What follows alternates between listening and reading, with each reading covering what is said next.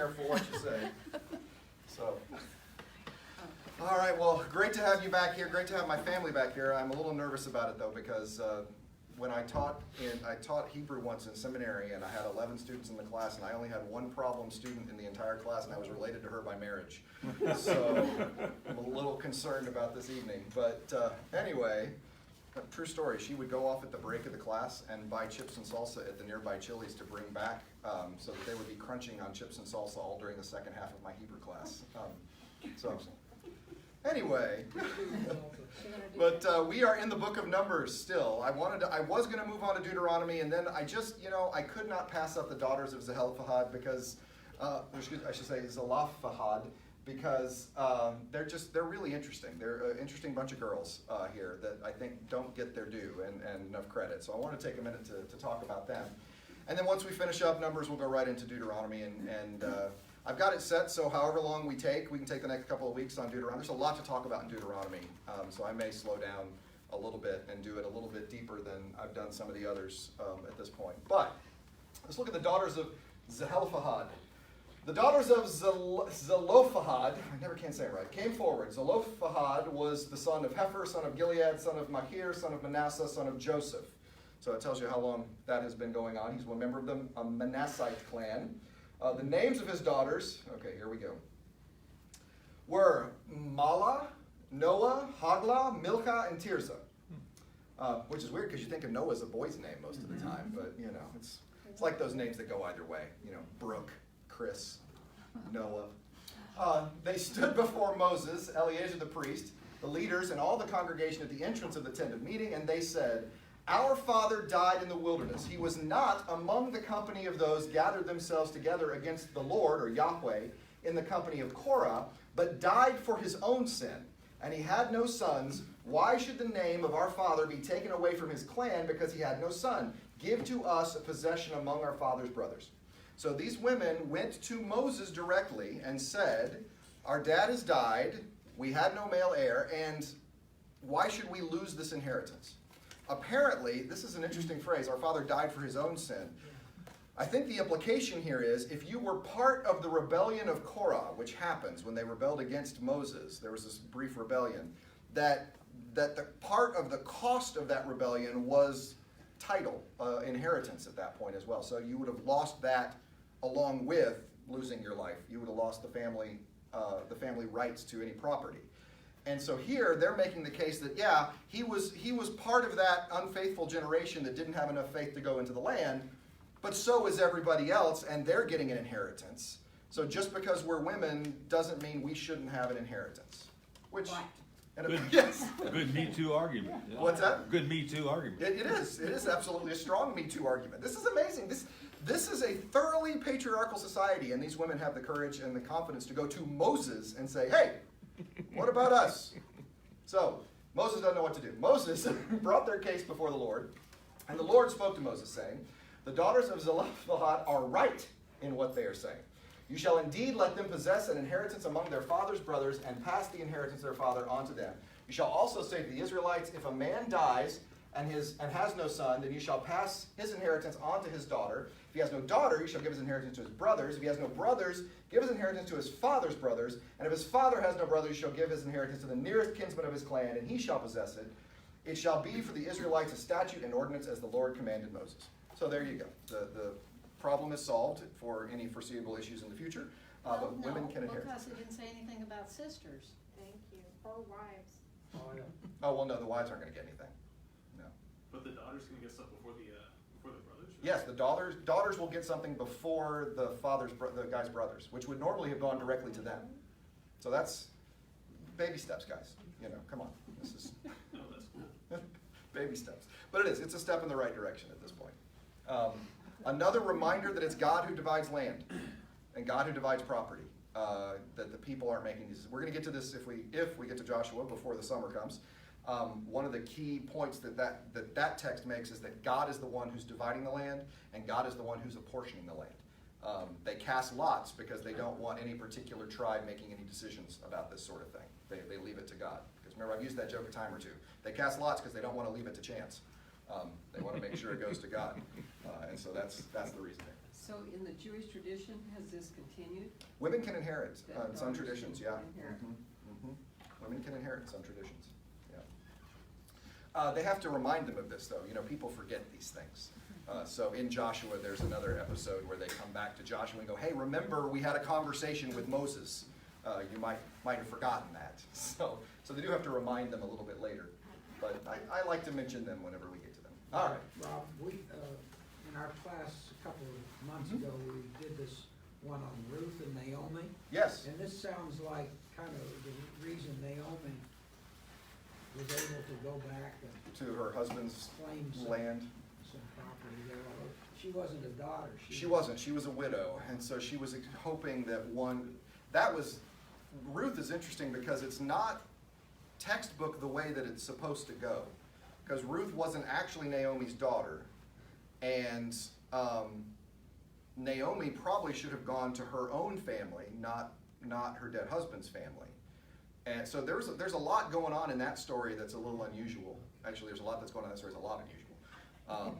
One of the really interesting things about that story, about the story of Ruth, is, and this is something that we're going to miss because we're not looking at it with the sort of the ancient Jewish eyes, is there is a reversal of the old type scene that we talked about in Genesis. Remember in Genesis, I talked about the marriage type scene where a man leaves his country, ends up at a well, meets a woman, she goes back to her father, he goes back to the father, they have a party and they get married.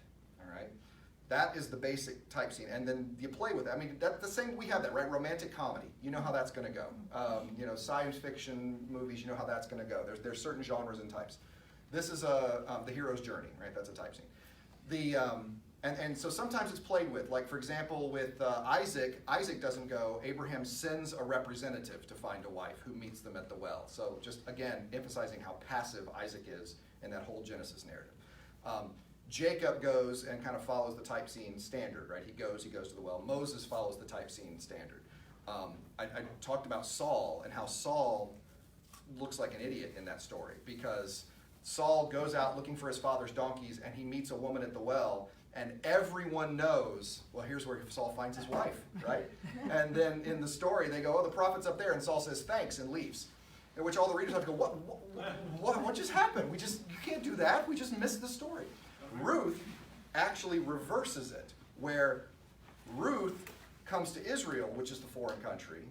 There she sees people carrying water, and there she meets Boaz. So, I mean, it's playing a little bit with some of those type scene elements that you see in other places in the telling of the story as well. So it's fun. It's fun in that regard, but Ruth, it's hard to use Ruth as the standard for how these kinsman redeemer rules were applied because she's doing it differently in a lot of ways.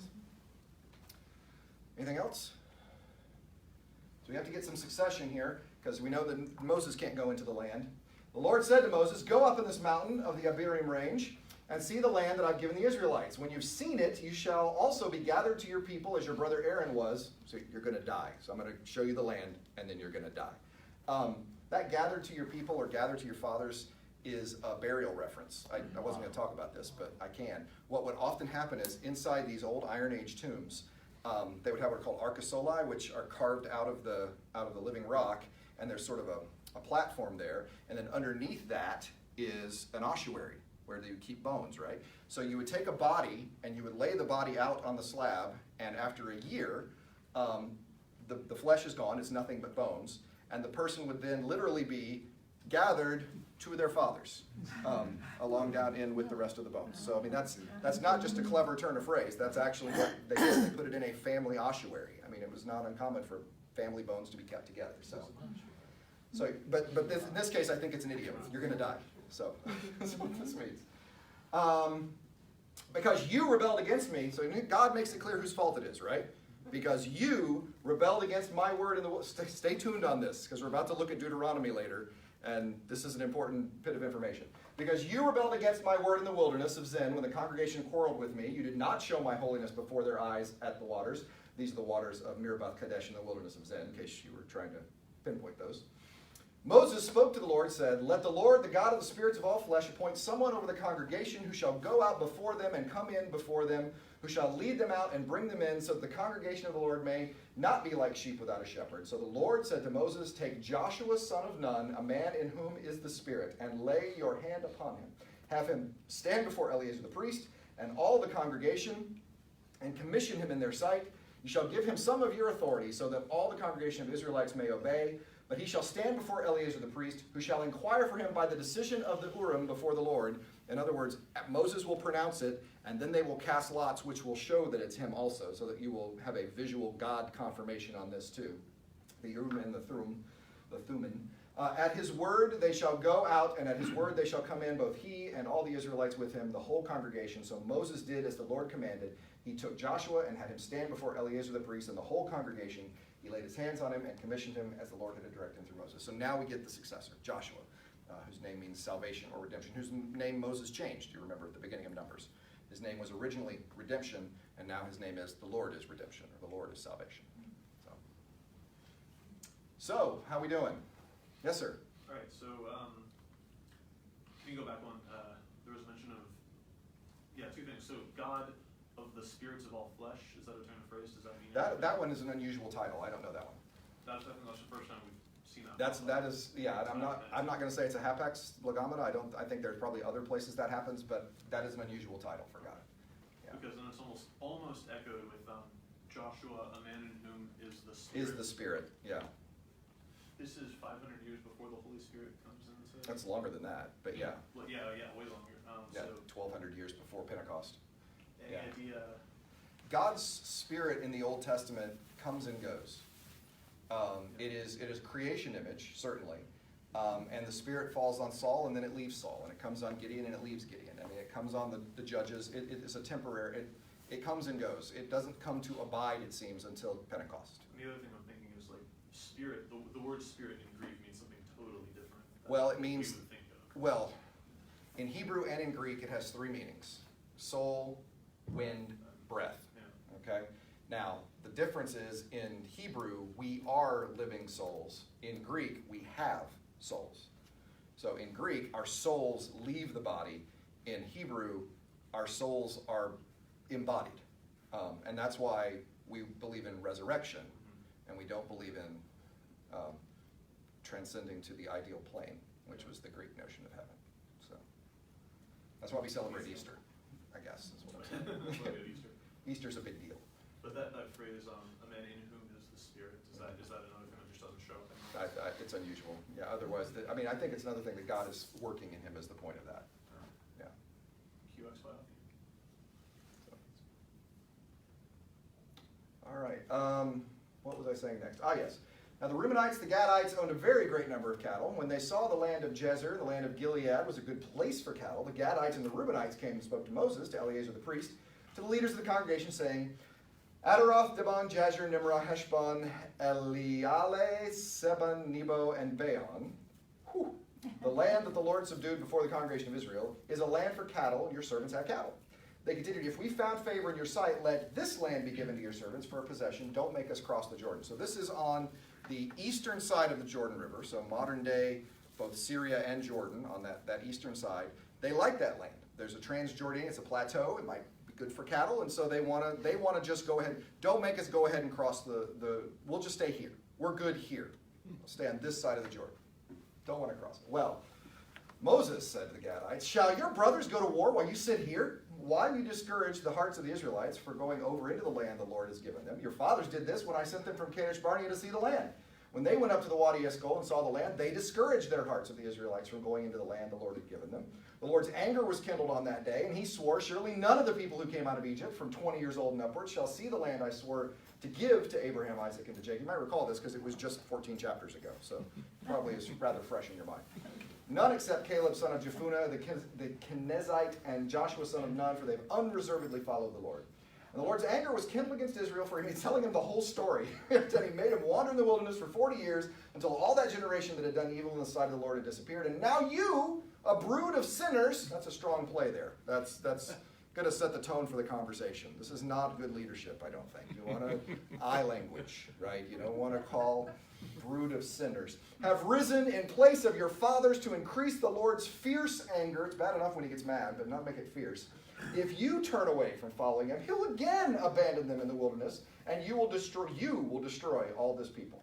Well, they came to him and said, we will build sheepfolds here for our flocks and towns for our little ones, but we will take up arms as a vanguard before the Israelites until we have brought them to their place. Meanwhile, our little ones will stay in fortified towns because of the inhabitants of the land. We will not return to our homes until all the Israelites have attained their inheritance. We will not inherit with them on the other side of the Jordan and beyond, because our inheritance has come to us on this side of the Jordan to the east. So they promise, we'll go fight with you guys, but we really like this place over here. By the way, They haven't even seen the others. well, this is nice though. They're going to take behind door number 1 because they're afraid of what door number 2 might have. No, they've said they're going to stay on this side of the Jordan. They're happy, but they are going to fight to help the rest of them take it. This becomes an interesting dispute later on, because it's this that Ahab, the king, is using as a justification to attack the Ammonites to take this land back, because it was a historic inheritance of Israel. When I think I mentioned it, I don't remember why I mentioned it recently, Jehoshaphat. When was I talking about Jehoshaphat? Was that here last week? I think it was. The Jehoshaphat-Ahab fight, when they were going to war, was to reclaim this area that the Arameans had taken from them, or the Ammonites had taken from them. So they decide to go ahead and go into the land and help them, but then they're going to settle back here. So, oh yeah, the Levitical cities, I wanted to mention these. In the plains of Moab by the Jordan and Jericho, the Lord spoke to Moses, saying, command the Israelites to give from the inheritance they possess towns from the Levites to live in. You shall also give the Levites pasture land surrounding the towns. Here's a problem. Levites don't get an inheritance of land. So you've got 12 tribal allocations, because we normally think of 12 tribes, right? But one of the tribes doesn't get one of those tribal allocations, the Levites. Their inheritance is the Lord. So those 12 land bits are divided among the other 11 tribes. All that means is the tribe of Joseph splits in 2. So the tribe of Joseph has no single tribe area, but Ephraim and Manasseh, Joseph's 2 sons, are the 2 major northern kingdom tribes, and they get an inheritance of land. So there are 12 tribes, but there's really sort of 13 and kind of 14 if you also count Joseph. So 12 tribes. Numbers, you don't get all. They weren't math people. It's not important. So not a big deal. So the Levites, though, they don't get land, they still got animals. How do you feed the animals? How do you take care of these issues? So each one of the tribes gives up 4 cities, Levitical cities, that the Levites will then be able to graze their animals around. So there'll be 48 Levite cities all throughout. So the Levitical tribe is all throughout the people, which makes some sense. So they can go around the town, and they give the size of all of that. That's all I want to say about that.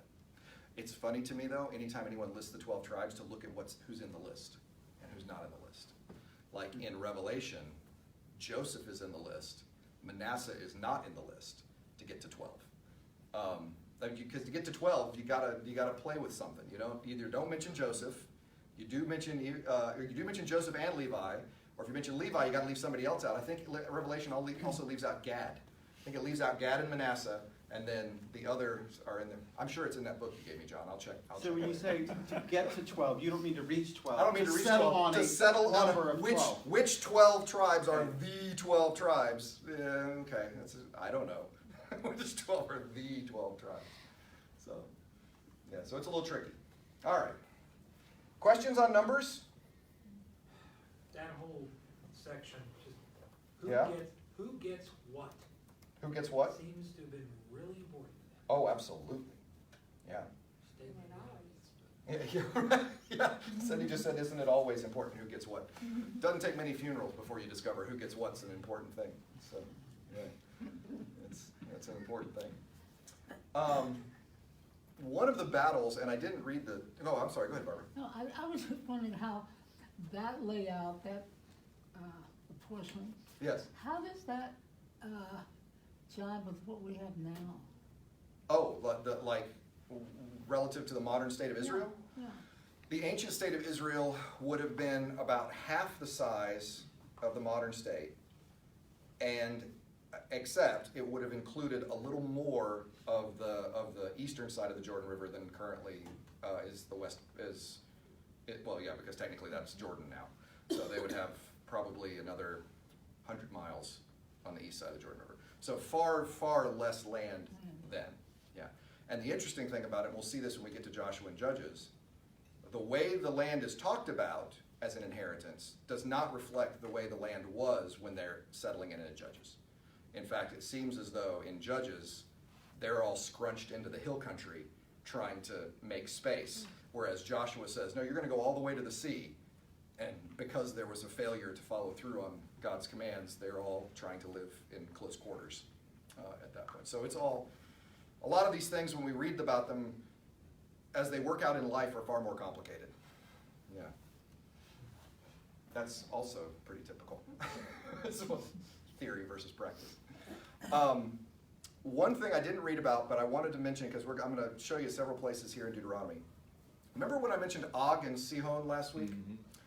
And how important that the only conquest, the explicit conquest image that's talked about in the Psalms, that's sung about, is Og and Sihon. And it's this great battle against Og, and this great battle, and Og of Heshbon and King Sihon of Bashan. And they had this great battle, and they were victorious. And it's not talked about a lot, but they do have that first victory that you get in Numbers. They can't shut up about it in Deuteronomy. I mean, we don't ever talk about this battle. And you're going to see how many times they mention this when we get there. But I want to, well, first, before I do it, let's look at this picture. This is standing, I took this standing on Mount Nebo. Okay, so this is the traditional mountain of Moses' death, the mountain that Moses is standing on and looking over into the land. This is the top of the Dead Sea here. Jericho is right over here. You can't see it because of the haze. The Jordan River is that little green spot right there that waves on up. And you can see quite a bit. I mean, this is one of the first things you discover when you get to Israel. Everything's smaller than you thought it was. And there are mountains where you can get a pretty amazing view. And there's a Mizpeh Shalom, which is a site on the eastern edge of the Galilee Lake. You can literally see the entire Sea of Galilee from that one spot. You can see all the way up from Magdala to the entrance into the Jordan River. So I mean, you can get high enough that you can see a lot of these areas. So this is that picture that is taken from that. The book of Deuteronomy gets its title from the Greek title, Second Law.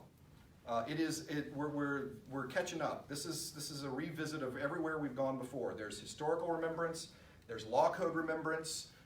There's not a lot new here. A lot of summarizing. It is in the context of Moses' last 3 sermons to the people of Israel. So in other words, God's just told him he's going to die at the end of Numbers, and now we have the final 3 sermons. So it's set within the narrative, but there's not a lot of narrative. Most of the time, it's just Moses preaching.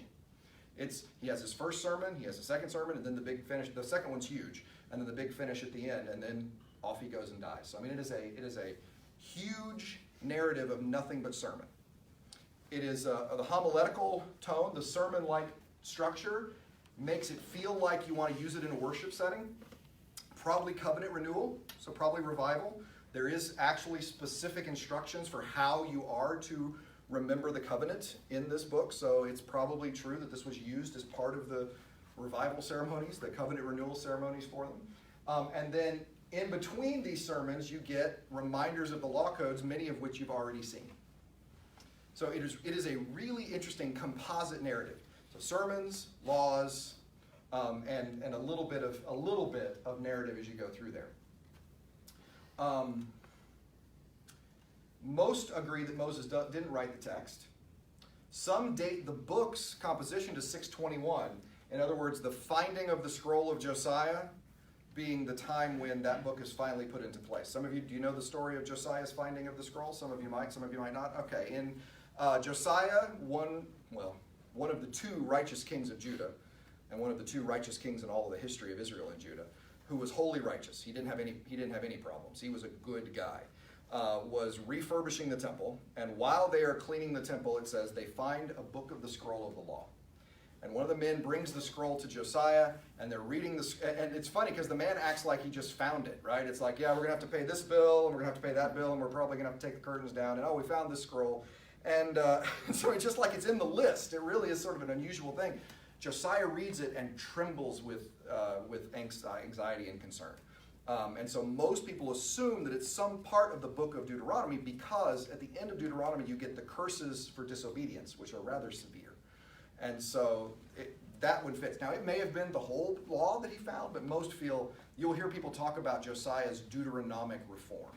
And that seems to be what they're thinking of, is this 621. Some say it's composed in this time. I don't know, go that far, but I don't have any problems. It does come to prominence at this time, certainly. Some put the laws more earlier. Some put the narrative material of the exile. Some say that it originated in the north. The reason they say it originates in the north is it doesn't talk about Mount Sinai, it talks about Mount Horeb. And the holy mountain, most scholars believe the northern kingdom called the holy mountain Horeb, the southern kingdom called the holy mountain Sinai. And so what we're seeing there is two different sources. And the Deuteronomy calls it Horeb, possibly a northern origin. I don't know, maybe. That's one of those historical curiosity questions that doesn't get me too upset, but who knows? What else? Oh yeah, I said that Moses didn't write the text. There are reasons that most people don't ascribe Mosaic authorship to much of the Torah. And if you were on the men's retreat, you've seen these verses before, but these are just some examples I wanted to show you. Genesis 12:6 has, at that time the Canaanites were in the land. At that time the Canaanites were in the land only makes sense at a time when the Canaanites aren't in the land. Otherwise you don't write that sentence. Right? And so the Canaanites were in the land till well after David, which would be 300 years after Moses. So there has to be some editing going on at least there. Same problem with Genesis 14. Abram went in pursuit as far as Dan. The place Dan was named after the tribe of Dan, which was named after the great-grandson of Abraham. So that's another anachronism that's coming in a little bit. He's not going to be named for the grandson that's not been born yet. Moses was the humblest person on the face of the earth. I always put in there because, if you tell everybody that, then you're not anymore. So if Moses wrote that, that doesn't work. I had an award for humility once, but they took it away because I wore it. We're about to see in Deuteronomy 1 another reason why they don't believe Moses wrote Deuteronomy. And this is probably one of the clearest places you can see it. Moses spoke all these words in the plains of, Moab, beyond the Jordan. Now, the plains of Moab beyond the Jordan, I have a map here to help you out. You might recognize Moses. He's standing over here in the plains of Moab. That's on this side. This is the Jordan. This is where Moses is speaking to the people. So, Deuteronomy says he spoke all these words in the plains of Moab beyond the Jordan. So if Moses is speaking these words beyond the Jordan to the perspective of the author, where is the author? Over here, right. And why can't that be Moses? Because Moses doesn't make it to the promised land. Exactly. So right there within the text, you see an acknowledgement that it's not going to be Mosaic authorship. And even the most conservative don't believe that Moses wrote his own funeral, or the phrase, there hasn't been a prophet like Moses since, because otherwise that statement loses all of its power, right? Hasn't been anyone like me since me. That's true, just not impressive. So anyway. So those are the reasons that they do that. One other thing I want to mention about Deuteronomy. Deuteronomy is weird because it bears the form of an ancient treaty. The actual arrangement of the book overall, the way it's organized, is an ancient suzerain treaty formula. Suzerains were the strong party, vassals were the weak party. So very often Assyria, Babylon, Persia, Egypt were the suzerains in relationships, and everyone else were the vassals, right? Moab, Assyria, Aram, or Syria, Aram, whoever you want, the little city states, all of them would be the vassal countries. A standard vassal treaty had several things in it. First of all, you identify who the suzerain is and who the vassal is. Who's in charge and who owes something to the person who's in charge. What's the history of the relationship between the two parties? What are the two parties supposed to do for one another? How do you remember this agreement? The other gods are called to witness this agreement. It's always important to get some sort of notary public or something to come in and do this. That's what the other gods are serving as, to prove that. And then you have the curses for breaking the terms of the treaty and the blessings for being obedient to the terms of the treaty. This is the standard form of the vassal treaty or the suzerain treaty. And Deuteronomy follows this really well. So you've got God identified as this, you've got the history between the two, the laws that come, how you remember this. The one thing it lacks is other gods. That's a little awkward when you're a monotheistic culture. The other gods as witnesses is hard to do. So you know who witnesses the treaty in Deuteronomy? The mountains. The mountains are very often a stand-in for other divine witnesses in the Old Testament. This happens in Micah. This happens in the Psalms. You call the mountains to witness. In fact, in Micah, now I just kind of lost it here. Micah 6. I think it's Micah 6. I want to say Micah 5, but I think it's Micah 6, where God demands of Israel to call them into court, and he testifies to the mountains about what he has done for them and how they have been disobedient in that regard. So the mountains are standing in as the jury and the witnesses in this context. So the mountains, Gerizim and Ebal. Disobedient or The mountains are not. No, the mountains are the people? the people are Oh. always. That's the Sorry. default. Yeah. Sorry. Yeah, the mountains are standing as witnesses Okay. to their disobedience. God's got to talk to somebody. So, Okay. and when you don't have any other gods, that's what you got to do. So you're going to see this as we go through Deuteronomy. I just want you to sort of be sensitive to some of these elements when we look at them, because they're gonna creep in. I might mention them if I think about it. So where are we time-wise? Okay, good. We're in good shape. Well, let's look at the text. These are the words, which, by the way, is the title in Hebrew. These are the words is the name of the book in Hebrew. These are words that Moses spoke to all of Israel beyond the Jordan in the wilderness on the plain opposite Suf, between Param and Tophel and Laban and Hazarah. We already talked about this. In the 40th year, the first day of the 11th month, Moses spoke to the Israelites just as the Lord had commanded him to speak. This was after he defeated King Sihon of the Amorites, who reigned in Heshbon, and King Og of Bashan, who reigned in Ashtaroth and Edrei. Remember them? We killed them in Numbers? Yeah, this was after that. They love this. They are so proud of this victory. I mean, when I was in Mississippi, they remembered that one time that USM had beaten Alabama in like 1990 something, that was in 93. We would have been there, so it would have been in the early 80s or late 70s. Whenever it happened, USM had beaten Alabama. They were still talking about that. This is what is happening here. Thomas made crepes earlier in the week. We were still talking about that later too. It was a great victory. It was a big deal. This was a big deal. We celebrate those victories, right? So anyway, they're very, very proud of this. I just wanted to mention that. The Lord said to me, see, I have begun to give Sihon and the land over you. Begin now to take possession of his land. This is after he defeated him. So now you can have his land, God says. So when Sihon came out against us, he and all his people for battle at Jahaz, the Lord our God gave him over to us, and we struck him down along with his offspring and all his people. At that time, we captured all of his towns. We're still talking about the story. We just read this in Numbers, but in case you forgot that time that USM beat Alabama, it was something. I mean, they were down, but they came back. Only the livestock we kept as spoil for ourselves, as well as the plunder of the towns that we had captured. Not only do they talk about that, we headed up the road to Bashan. King Og of Bashan came out against us. We've got to tell that story too. Do not fear him, for I've handed him over to you along with his people and his land. Do to him as you did to King Sihon of the Amorites, who reigned in Heshbon. So the Lord our God also handed over to us King Og of Bashan and all of his people. We struck him down until not a single survivor was left. At that time, we captured all his towns. There was no citadel we didn't take from him. And just in case you weren't impressed enough, we need to remind you that King Og of Bashan was left a remnant of the Rephaim. In other words, he was descendant of this ancient divine super warrior race, and we beat him. So they want to make sure you got that. In fact, his bed, an iron bed, can still be seen in Rabbah of the Ammonites. By the common cubit, it's 9 cubits long and 4 cubits wide. So 6 feet by 14 feet bed that this guy had. Though I think iron sarcophagus is probably a better translation of that, which makes more sense. Because when I hear iron bed, I think, well, this guy's really got a bed. I mean, that's a 14 feet by 6 feet bed. It's pretty impressive. I think this was his sarcophagus. I don't know. That's probably the better translation there. But again, celebrating this victory, had to talk about how awesome he is.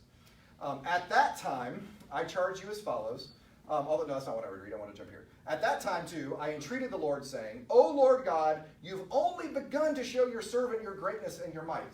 Moses is your servant in this context. What God in heaven or on earth can perform deeds and mighty acts like yours? Let me cross over to see the good land beyond the Jordan, that good hill country in Lebanon. God, you just started. Don't take me out yet. How does God respond? Well, this is how Moses says God responds. But the Lord was angry with me on your account and would not heed me. The Lord said to me, enough from you. Never speak to me of this matter again. Go up to the top of Pisgah, look around to the west and to the north, to the south, to the east. Look well, for you shall not cross over this Jordan, but charge Joshua and encourage and strengthen him. So, God, let me go on over. No, God was mad at me because of you people and won't let me go into the land. We just read in Numbers whose fault it was. Moses made it clear that it was the people's fault. They pushed him to it.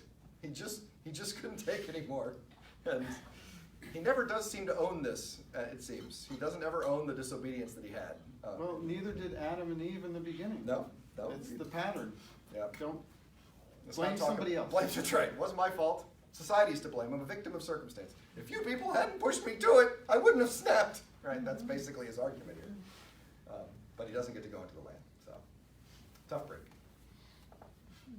Anything there? Any questions on Og and Sihon? That's a big, obviously, those are major things. All right, so give heed to the statutes and ordinances that I'm teaching you to observe, so that you may live to enter and occupy the land the Lord, the God of your ancestors, is giving you. You must neither add to anything what I command or take away anything from it, but keep the commandments of the Lord your God with which I'm charging you. This is important because when we look into Joshua, one of the things that Joshua talks about is how all of these things are done in accordance to what Moses had said. So when Joshua is talking about going into the land, Joshua is putting it in the context of we did everything that Moses said we were supposed to do. And so they're connected to Deuteronomy, I think, for that. Is this the first sermon? This is in the first, I think we're in the second sermon now. Second sermon. Yeah, we're in the second sermon now. First sermon was just sort of a brief remembrance. Oh, that was a sermon. Og of Bashan Okay. and that kind of thing. Yeah, got to mention him again. But then, second sermon's big. You're not going to repeat any sermons, are you? Hey, if a sermon's not worth preaching twice, it's not worth preaching once. This is the Torah that Moses set before the Israelites. These are the decrees and statutes and ordinances Moses spoke to the Israelites when they come out of Egypt, beyond the Jordan, in the valley opposite Beth Peor, in the land of King Sihon of the Amorites, who reigned at Heshbon, whom Moses and the Israelites had defeated when they came out of Egypt. Remember that story? That was such a good story. They occupied. I just am amazed to me how many times they talk about this story that I had never heard of. I mean, I grew up in church, and not once have I heard of Og and Sihon. Not one time did I hear about these people. And they won't shut up about it in Deuteronomy. And it's the only conquest mentioned in the Psalms. It's the only one they want to sing about. So they're pretty proud. But they occupied his land and the land of King Og of Bashan. I don't know if you remember that too, but he was, that's important. Anyway, I wanted to mention that. I didn't get to the, I forgot to do the bottom. Sorry about that. I'll just scoot down here. No, I was right. Is this called the Battle of Og? It should have been. I don't know what it was. It was Og. Well, they defeated. Defeat of Sihon and Og. Yeah, they defeated Sihon first, and then they went north and defeated Og, just like they had defeated Sihon, who you might recall. I seem to have skipped a page of the Ten Commandments. Anyway, I am the Lord your God who brought you out of the land of Egypt, out of the house of slavery. You shall have no other gods before me. We get a recount of the Ten Commandments. So Exodus chapter 20, Deuteronomy chapter 5, we get the two tellings of the Ten Commandments. Most of them are the same. It's still portrayed, by the way, as the response to God's grace. And I think that's important when we think about Torah. Torah is the response to God's grace. I am the Lord your God who brought you out of the land of Egypt, out of the house of slavery. Now, have no other gods before me. Don't make graven images. Don't misuse my name. The proper response to grace is a life that looks like God's character. And that's what is coming out of Torah. A life that looks like Torah.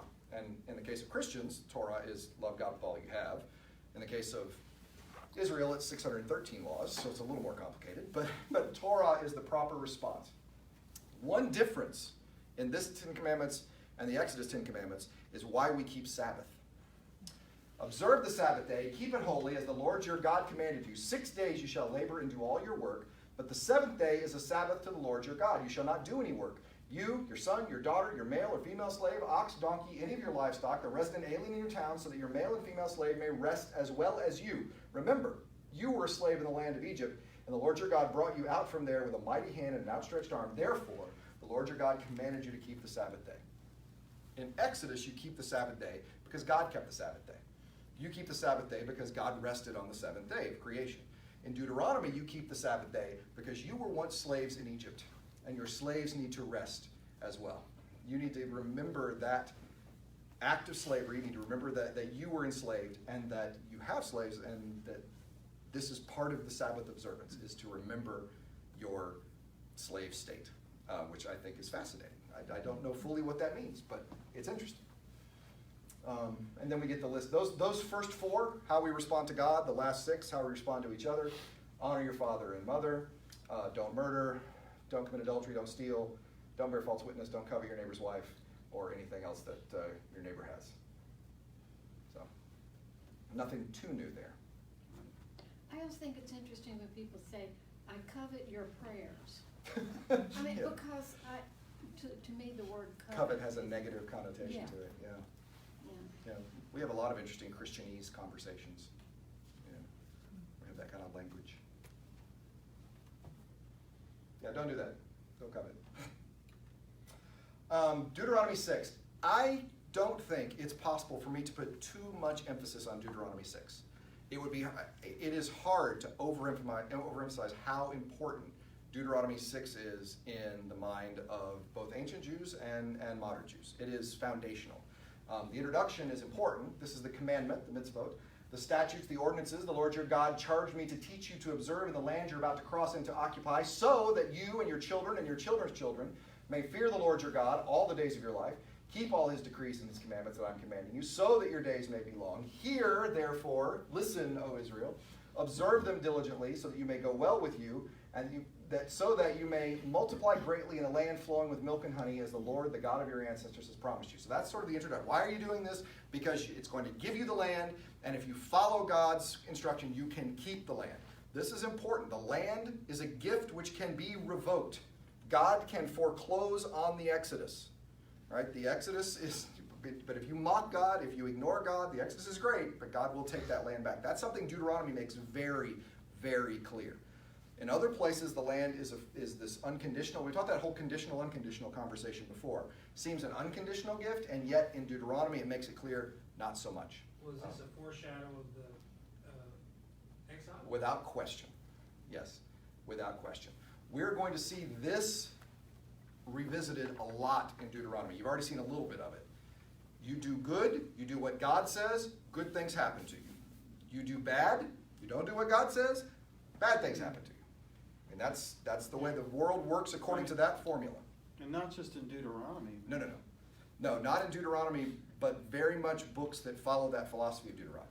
Yeah, it's called Deuteronomic theology. Good people get good things, bad people get bad things. Deuteronomic theology is present in the Deuteronomic history. What a surprise. So that is Joshua, Judges, 1st and 2nd Samuel, 1st and 2nd Kings. It is also the overriding philosophy of Proverbs. It is something Jeremiah was trying to teach the people of Israel, even though it was not at work within Jeremiah's own life, which is a fascinating juxtaposition. He was trying to get them to do what they were supposed to do, even when in his own life it did not bring him blessing. So it's no wonder in the time of Jesus, when somebody had something going on that was bad, like, Right. what did they do Obvious. to bring this upon themselves? Or was Well, it something they're... Yes, absolutely. Parents Right? did. Did this person sin, or this John 9, right? Did this person sin, or did his Yeah. parents sin? On the one hand, yes, and it's also no wonder that I hear prosperity gospel people preaching from Deuteronomy and Proverbs. That's about the only two places they like to go. Or they'll pull a story from Joshua, Judges, Samuel, or Kings. But what they're ignoring in that context is Job. They're ignoring Ecclesiastes. They're ignoring Jeremiah. Greek wisdom traditions. True, but I'm just thinking in terms of Hebrew canon. Yeah. I mean, the places where that's invaded, and Right. they've had to pull back and say, wait a minute, Right. we need a fuller picture. maybe not so much, right, exactly. The important thing, and I think I've said this when we were talking about Genesis, I'll say it again because I believe it's true.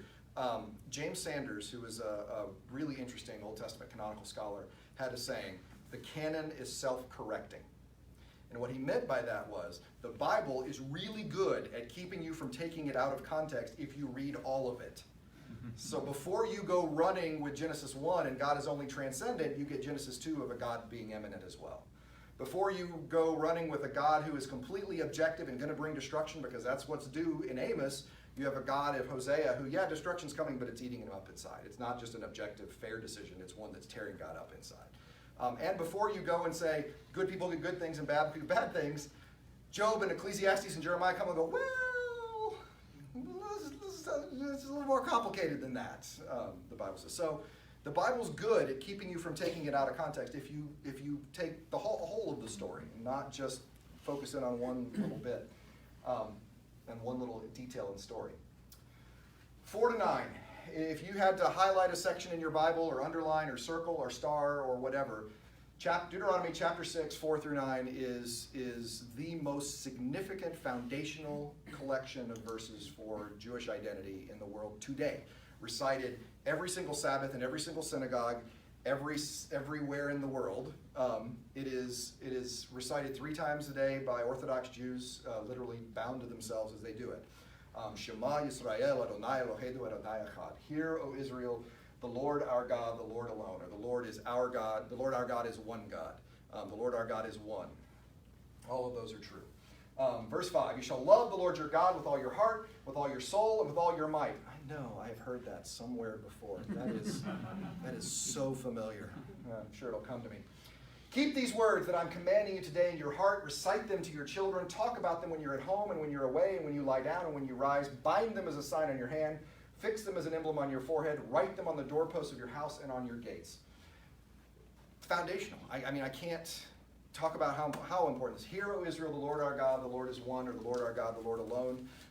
This has sometimes been called the first great cry of monotheism. Not exactly true, because technically it's not exactly monotheistic. It's what's known as henotheistic, or monolatrous. In other words, Israel is saying, we have one God. Y'all can have as many as you want. It's not saying there is only one God. It's saying, we've got one. So you still hear them talk about the gods of Egypt, the gods of Canaan, the gods of Persia, but Yahweh alone is God in Israel. So we've got one. You don't get full-fledged, bona fide monotheism until after the exile. Pretty much up until the exile, they're still talking in terms of other gods, divine court, etc. That's just the language that they're using, the way they talk about it. It's in Isaiah, for example, I'm the rock, there is no other apart from me. There is no God. You get that language in the post-exilic parts of Isaiah. So, first great cry of henotheism. I won't go crazy to say monotheism, but technically no. You shall love the Lord your God with all your heart, with all your soul, with all your might. This was the soul of the law as far as Jesus was concerned, all of it. The rest was just commentary backing this up. Everything that you are, all that makes you you, all your decision making, all that makes you a living being. I do love this. This is actually, the word that's translated might is actually an adverb. It's the adverb that usually is translated very. And so literally it does say you love God with all your very. You know, everything that makes you very, because you guys are very, and so you love God with all of your muchness. That's an Alice in Wonderland reference, I think, on some level. You love God with all your muchness here, which is, I just think that's a beautiful thing. Keep these words I'm commanding you in your heart. Recite them to your children, so we're teaching them to the kids. And we are binding them as signs on your hand and emblems on your forehead. This is done by Orthodox. It's done in the tefillin. The Greek word is phylacteries, these little wooden boxes with leather straps tied to the forehead, tied to the arms 3 times a day. I was going to get some once in Israel. So it's always an adornment, not like a tattoo? Oh, no. It's not even an adornment. It is binding themselves to Scripture. They are tying themselves to God's Word. That's the way it's seen. But the symbol itself is not like etched into their skin. It's no, added onto the body. It is a symbol of tying themselves, binding themselves to God's Word. Oh, okay, so the binding is part of it. Yeah, that's why the absolutely. Tattoo wouldn't Tattoo would do it. Yeah, we are well. tying Okay. ourselves to God. We are tying ourselves to God's Word. And I was going to buy some once. I thought, this would be a great object lesson in Israel. And so I went to Aziz, who's a friend of my friend Dan. Right in the Jewish quarter, he's got this little shop right around the corner from Rami's Pizza. You know what I'm talking about? Yeah, right around there. I go into Aziz, and I said, "Do you have any tefillin?" He goes, "Oh, I have great tefillin for you." And so he gets this down, beautiful, beautiful box, tiny little box. It's been sealed. It's got scripture inside, usually this scripture that's inside it, these beautiful leather straps. And I said, this is gorgeous. I said, how much is this? He said, $700. I said, I'll describe it to him. It's okay. It's a little box. It's got straps on it. It's real pretty. Probably the funniest thing that ever happened with that, I thought maybe I could find something on Amazon, right? Maybe I could find something I could show the students. I get on Amazon, and they literally have my first feeling for children. They're little plastic, little yellow straps with a little plastic box. And I thought, well, that's just the cutest thing ever. And then Amazon down at the bottom said, order now in time to get it in time for Easter. We need to work on our algorithms a little, Amazon, because I don't think anybody who's getting that's going to want it for Easter. Something isn't working. Writing it on the doorposts of the house and gates, also observed very literally. There's these little, usually cylinder tubes called mezuzah. One is a mezuzah, more than one's a mezuzot, the mezuzot. And inside these tubes are usually this scripture, sometimes 10 Commandments, and they are usually bound, put on the right side of a door frame of a building. So it's, if you've ever watched a Jewish themed movie, like The Chosen or Schindler's List or something, you'll watch a Jew enter a house or a gate and they'll touch the right side of the door. They're touching that mezuzah. It's a reminder. I used to say it was sort of the Jewish version of God bless this home, but that's too much of a caricature. It is more literally this house binds itself to Torah. This house binds itself to God's word. You can't overemphasize how important this section is. You can't stay on it too long, and it disappears. But you can't overemphasize how important it is. So, very important. Blink. Yeah, Steve. Is there a simple distinction between heart and soul? Not the song, Thomas. That was a joke. No, heart and soul. Heart, yes. Probably the simplest distinction is in this context. Heart is the seat of all decision making. So what we would normally think of as mind. It's what derives decision making, and soul is that which you are, that thing that makes you living being, that nephishness. So that's very different than Greek thought then, where Yes. the soul, the psyche is Correct. the mind, essentially. Right. Yeah, heart, translators, and this is, I understand the frustration, but I don't know how to fix it, because heart makes such a beautiful poetic translation sometimes, but it's not what the text means at all. So sometimes the text will translate the idiom, like for example, when Hasatan goes to God in Job chapter 1, literally in Hebrew it says, have you set your heart, God says to Hasatan, have you set your heart upon my servant Job? Well, setting your heart on something is an English idiom, right? It means we really, really want it. That's not what the Hebrew means. Setting your heart just means, have you thought about? And so that's why most translations say, have you considered my servant Job? Because it's not in any way an emotional kind of driving. But then in other places, it keeps that language, like Psalm 13, the fool says in his heart, there is no God. Well, the point is the fool is reasoning that he's making decisions as though there's no God. He's not an atheist in this classical sense. He's a practical atheist in the way he lives. So translators will get you sometimes on that, and that's just one of the things you deal with. Yes? When I was in political philosophy, Yes. We had to write a paper one time, can there be minds without bodies? Okay. And we had all kinds of answers. Some of us that were Christian tried to segue from mind to soul, Right. to, Where's the soul spirit exist and that kind of right, thing. Yeah. and all of this, and I don't think we ever decided the answer. Would this help? No, because it's, well, really, and I said this last, it's so important, particularly as we get to Easter, right? It is so important to remember that the Greeks really won the fight of what the metaphysic is, because we really still do talk about the soul going on, or their soul has passed on, or the quiet of my soul when we really are talking about something we're thinking about. That doesn't make any sense to a Jewish audience. We don't have soul. You do not have a soul in the Jewish mind. You are a soul. You are an embodied soul, a living soul. And that's why Paul is talking about resurrection so passionately in 1 Corinthians 15.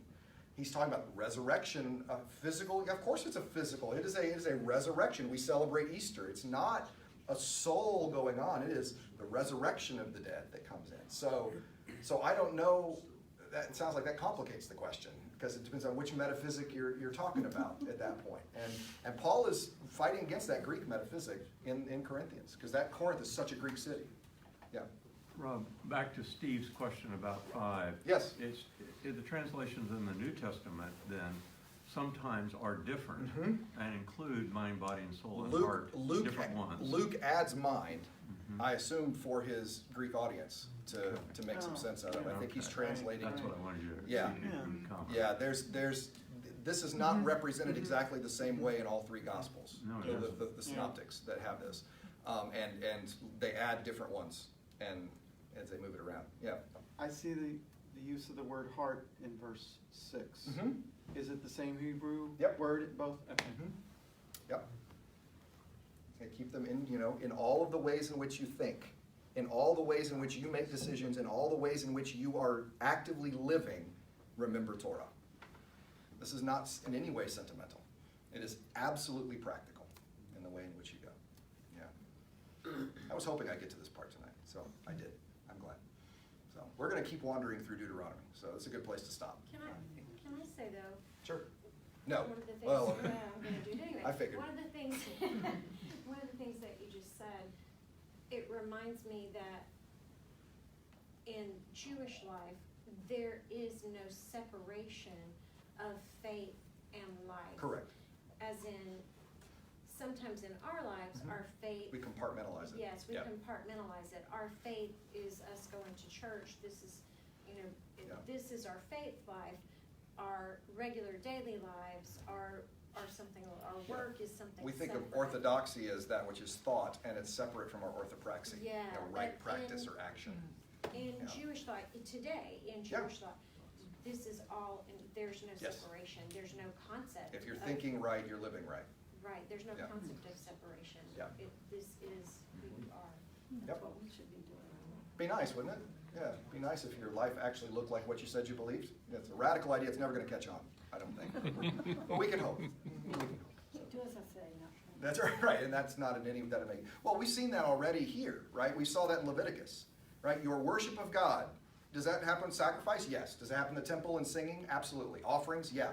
And who you marry, where you put your tent, what do you do with your laundry, which food you eat, all of that is worship, right? The life you live is where it's the same idea, right? It's every bit of you, your living and going out needs to reflect that. You need to look like a saved people. You've been saved out of captivity from Egypt. Now, this is what a saved people looks like. It's the same lesson. That's Islam too, isn't it? At some levels, yeah.